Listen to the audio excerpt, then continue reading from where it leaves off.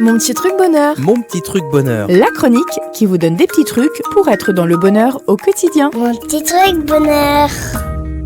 Bonjour à tous et à toutes. Dans mon petit truc bonheur d'aujourd'hui, j'ai décidé d'aborder le thème comment mieux comprendre mes peurs et m'en servir pour être plus heureux. Très intéressant, Gaëtan. C'est vrai, la peur est parfois présente dans la vie. En fait, la peur est une émotion. Les émotions viennent dans notre vie à titre d'information. Et oui, si la peur survient dans votre vie, c'est que vous vous sentez en insécurité. La peur est l'émotion qui vous informe que vous êtes en insécurité. Prenez une autre émotion pour donner plus de sens à mes propos. La colère. Si vous êtes en colère, la colère exprime que vous avez besoin de changement, que c'en est trop, et que ce qui se passe, c'est la goutte d'eau qui fait déborder le vase, et que vous avez besoin d'autre chose. En réalité, les émotions, c'est comme des indicateurs, c'est comme les panneaux que vous trouvez au bord de la route.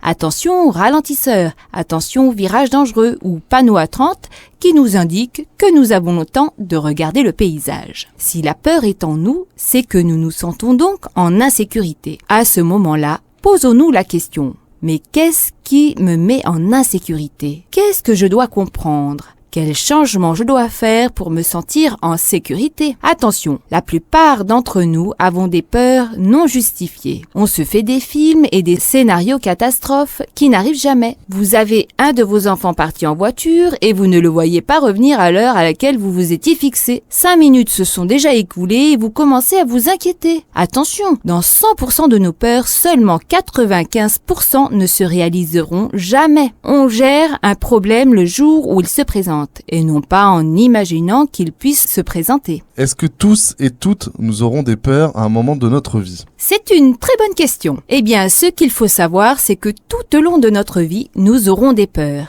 Elles servent d'avertisseurs en nous. S'il gèle sur la route et que vous devez prendre votre voiture, vous pouvez avoir peur. Cette peur vous permet d'être attentif et vigilant le temps de faire la route.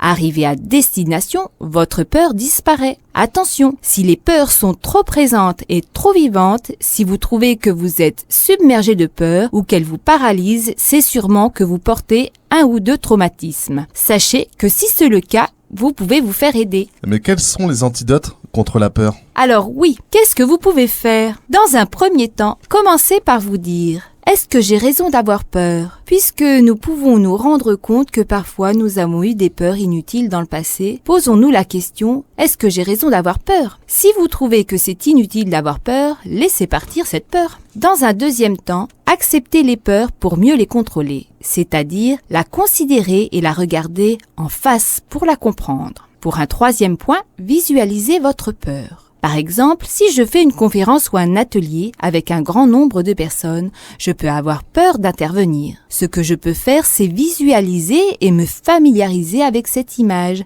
Imaginer une personne qui me pose une question ou me rendre compte que oui, je n'ai aucune raison d'avoir peur, que je saurais lui donner une réponse à sa mesure. Par ce petit outil, je serai prêt le jour J. Et même si j'ai des petites peurs ou des petites appréhensions avant de commencer, elles partiront dès le début de mon intervention. Le 4e antidote est de cultiver votre foi en vous, de croire à fond en ce que vous faites et croire dur comme fer. On a tous et toutes une bonne étoile. Donnez-vous des objectifs et tenez-les. La peur n'aime pas que l'on soit déterminé. Si votre objectif est grand et qu'il vous fait peur, proposez-vous des objectifs intermédiaires pour arriver à l'objectif final. Sachez que c'est vous qui créez vos peurs. C'est la position que je prends qui fait que j'ai peur ou non. Vous pouvez vous dire: j'ai peur de sa réaction. Et pourtant, sa réaction vous est inconnue. Ou j'ai peur de ce qu'il va me dire. Et pourtant, vous ne savez pas ce qu'il va dire. Le 5e antidote est d'être courageux. Il y a une citation de Félix Leclerc qui donne du sens. Elle dit: il y a plus de courage que de talent dans la plupart des réussites. Je répète, il y a plus de courage que de talent dans la plupart des réussites. Et voilà le 6e antidote.